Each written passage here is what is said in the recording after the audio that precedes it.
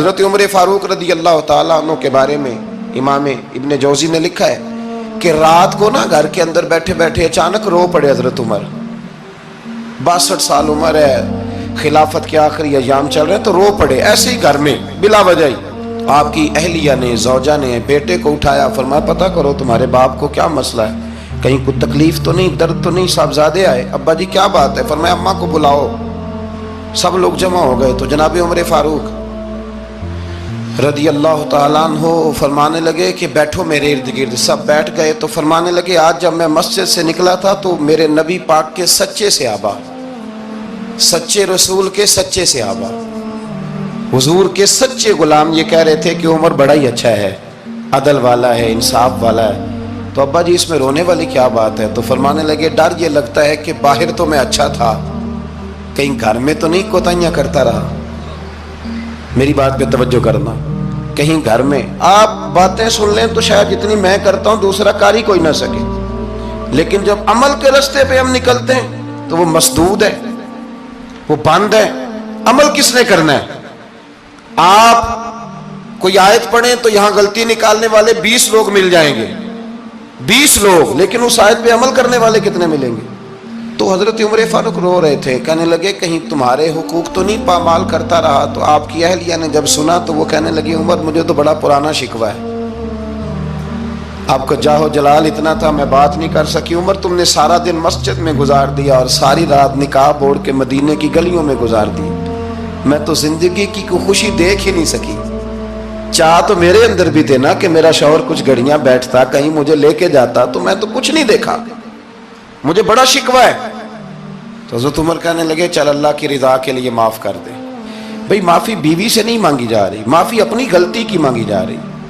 یہ سمجھ لیں, بیوی کے لیے تو خاوند کا بہت بڑا مقام ہے نا, لیکن یہاں غلطی کس بات کی ہے؟ اپنی کمزوری پر غلطی کا اعتراف کر کے معذرت کا سوال کیا جا رہا ہے. تو حضرت عمر کہنے لگے معاف کر دے. تو اہلیہ کہنے لگی میں نہیں معاف کرتی, میری شرط پوری کریں. فرمایا وہ کیا؟ فرمانے لگی قیامت میں جب اللہ آپ کے لیے جنت کا حکم دے گا تو آپ میری سفارش کریں گے اللہ کی بارگاہ میں؟ سفارش کریں گے کہ یا اللہ مجھے کپڑے دھو کے دیتی تھی, میری عزت کی حفاظت کرتی تھی, میرے بستر کو پاک رکھتی تھی, کہیں گے؟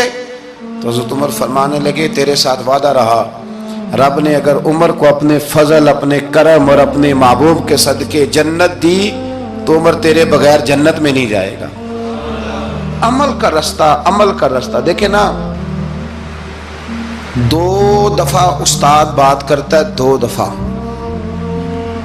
اور کوئی زیادہ, ایک تو ہے نا کہ ایم اے اور جناب ایم ایڈ اور ایم فل اور پھر پی ایچ ڈی قسم کا استاد. ایک وہ جو matric P T C teacher ہے نا, وہ 2 دفعہ اسٹوڈنٹ کو کام کہے تو تیسری دفعہ وہ ناراض ہو جاتا ہے, کہتا ہے میں 2 دفعہ کہا ہے. بچے کو آپ 2 دفعہ کہتے ہیں اور اگر تیسری دفعہ کہنا پڑے تو غصہ آتا ہے نہیں آتا؟ بھئی تو نے اتنی دفعہ کہا ہے, تو سمجھ نہیں رہا بات کو. اور اگر اللہ کریم قرآن مجید میں سینکڑوں دفعہ کہے نماز پڑھو, سینکڑوں دفعہ, اور یہ بہانے کر رہا ہے, یہ بھی پروگرام بنا رہا ہے, پھر کہتا ہے میں بے چین رہتا ہوں, میں بے قرار رہتا ہوں. عمل کا رستہ اس کو اختیار کریں, آپ سکون میں رہیں گے. بد عمل آدمی اور بے عمل آدمی یہ ہمیشہ پریشان رہتے ہیں, ہمیشہ. عمل کریں, توبہ کریں تو پھر بدل جائیں, پھر تبدیلی آئے. اور یہ کوئی مشکل کام نہیں, جو بدلنے والے تھے وہ بدل گئے. بڑا کچھ کرتے تھے پر پھر وہ لوگ بدل گئے. حضرت فضالہ رضی اللہ تعالیٰ عنہ کہتے ہیں کہ میں بڑا دل دادا تھا عورتوں کا, اور میرا ماحول یہ تھا کہ میں قتل بھی کر لیتا تھا, معاذ اللہ چوری بھی کر لیتا تھا, اور رات میری طبیعت تھی معاذ اللہ نئی سے نئی عورت کے پاس جانا.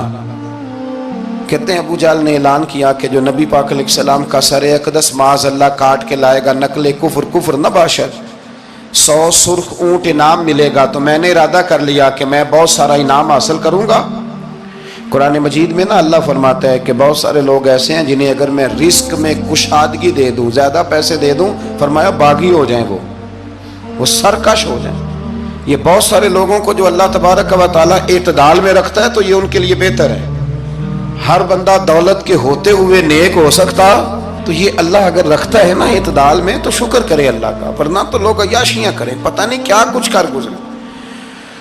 تو حضرت فضالہ کہتے ہیں کہ میں نے خنجر تیار کیا اور میں نے بغل میں اس کو چھپایا، اوپر میں نے چادر اوڑھ لی۔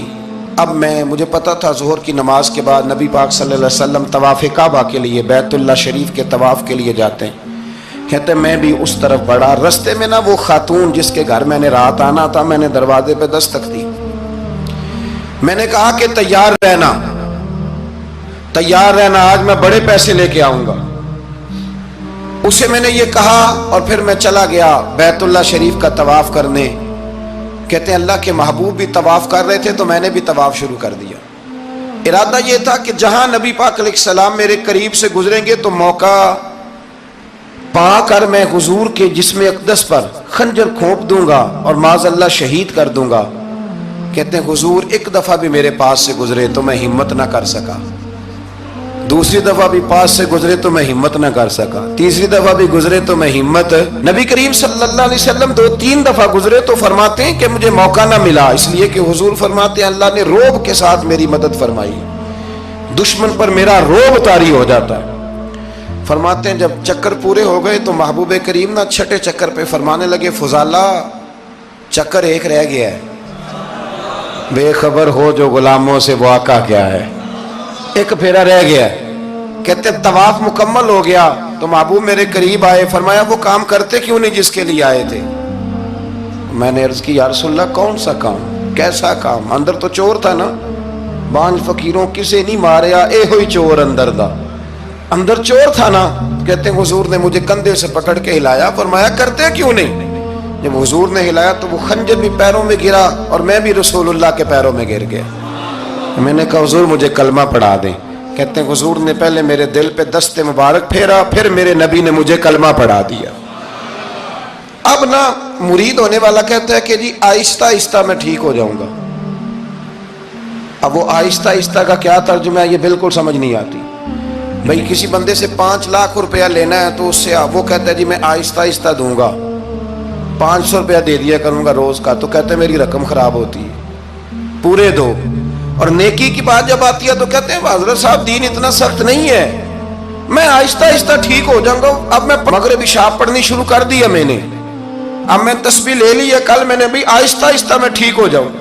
یعنی رقم لینی ہو تو وہ آہستہ آہستہ قبول نہیں ہے، لیکن اور مکان کی رجسٹری اگر کرانی ہو تو مالک مکان کہے کہ آہستہ آہستہ کرا لو، کہتے ہیں پیسے پورے دیے، سویرے چل اور بیان دے۔ یہ کیا بات ہوئی؟ یہاں یہ جو ہمارا ماحول تھا نا کر لیں گے ہو جائے گا، یقین کریں لوگ قبروں میں چلے گئے ہیں پر مسجدوں میں نہیں آئے، ہر کام سے لوگ ریٹائر ہوئے پر گناہوں سے ریٹائر نہیں ہوئے، آخر تک تباہی اتر گئی لیکن لوگ بدلنے کو تیار نہ ہوئے۔ حضرت فضالہ کہتے ہیں ابھی میں نے کلمہ پڑھا، ابھی میں واپس آیا، رستے میں وہ بی بی کھڑی تھی، کہتے ہیں میں وہ شخص تھا کہ عورتیں مرتی تھی میرے اوپر اور کسی کی جرت تھی کہ وہ آئیں بائیں شائیں کرے، لیکن فرماتے ہیں میں بی بی کے پاس سے گزر گیا، پہلے تو اس کا خیال تھا رکے گا، لیکن جب میں رکا نہ تو دروازے پہ آئی، اور جب میں گزر گیا تو اس نے آواز دی، لیکن میں نے سنی انسنی کر دی، جب آگے بڑھا تو میرے پیچھے دوڑی۔ فرماتے ہیں مجھے پکڑ کے کہنے لگی فضالہ تجھے کیا ہوا، تو وہی نہیں جو یہاں سے گیا تھا؟ آپ فرماتے ہیں میں کبھی نہیں رویا تھا، میں کبھی نہیں رویا تھا، اور جب کہا نا تو وہی نہیں، کہتے میں نے سر اٹھایا تو میری آنکھوں میں آنسو تھے، میں نے کہا میں جو گیا تھا وہ نہیں ہوں، اب تو میں محمد عربی کا غلام بن گیا، اب میں وہ نہیں ہوں، اب نہیں ہو سکتا کہ کوئی میری نظر میلی ہو جائے، یہ کیسے ممکن ہے؟ اب نا اسلام کی تعریف ہم نے یہ کی ہے کہ خبردار کوئی ہمارے قریب نہ آئے، ہم کسی کو بات نہیں کرنے دیتے کہ ہم مسلمان ہیں، ہم بات نہیں کرنے دیتے۔ پتہ کیا بات ہے، ایک میری یہ تقریر ہوتی ہے ممبر پہ، اور ایک میرا عمل ہوتا ہے جب میں سفر کرتا ہوں، جب میں گاڑی میں بیٹھتا ہوں، جب میں دوستوں سے ملتا ہوں، جب ان دونوں باتوں میں تضاد آتا ہے نا، تضاد، تو لوگ تقریر کو جذبات نہیں کہتے، ایک فن بن جاتی ہے تقریر۔ آپ کو پتہ ہے نا وائزین نعت خواں کہتے ہیں میں نے محفل لوٹ لی، پھر لوگ شمار کرتے ہیں کتنے لوگوں نے سبحان اللہ کہی، پھر لوگ شمار کرتے ہیں کہ آج 5 بندے روئے بھی تھے جب میں تقریر کر رہا تھا۔ تو پھر یہ فن ہے، یہ جذبات کا اظہار۔ سمجھ لیں بات کو کہ عمل جب آپ نہیں نہ کرتے عمل، تو آپ خود بڑے بے چین رہتے ہیں کہ یار یہ میں کیا کر رہا ہوں، یہ کون سا گورکھ دھندا ہے کہ میرا عمل صفر ہوتا جا رہا ہے۔ ہمارے ایک استاد تھے تو وہ فرمایا کرتے تھے کہ اگر پڑھے لکھے آدمی کو تم بے عمل دیکھو تو اس سے دور ہٹ جایا کرو، ورنہ تمہیں بھی بے عمل کر دے گا۔ میں نے ان سے عرض کی، میں نے کہا حضور یہ کیا ہے؟ تو فرمانے لگے اپنے حضرت صاحب سے پوچھنا، وضاحت کریں گے۔ میں نے حضرت صاحب سے کہا جی عجیب بات کر دی ہے، علم والے بندے کے پاس بیٹھ کے تو علم آتا ہے۔ تو وہ فرما رہے تھے کہ علم والے بندے کے پاس اگر وہ بے عمل ہو تو بالکل نہ بیٹھنا۔ تو حضرت صاحب فرمانے لگے انہوں نے صحیح کہا ہے۔ اب بات بہت بڑی ہے، پتہ نہیں آپ کی سمجھ میں آتی ہے نہیں آتی، بہرحال کر دیتا ہوں۔ پڑھا لکھا بندہ اگر بے عمل ہو تو اس کے پاس، تو میں نے کہا حضور کیوں؟ فرمانے لگے اس لیے کہ وہ اپنی بے عملی پر بھی دلائل دے گا۔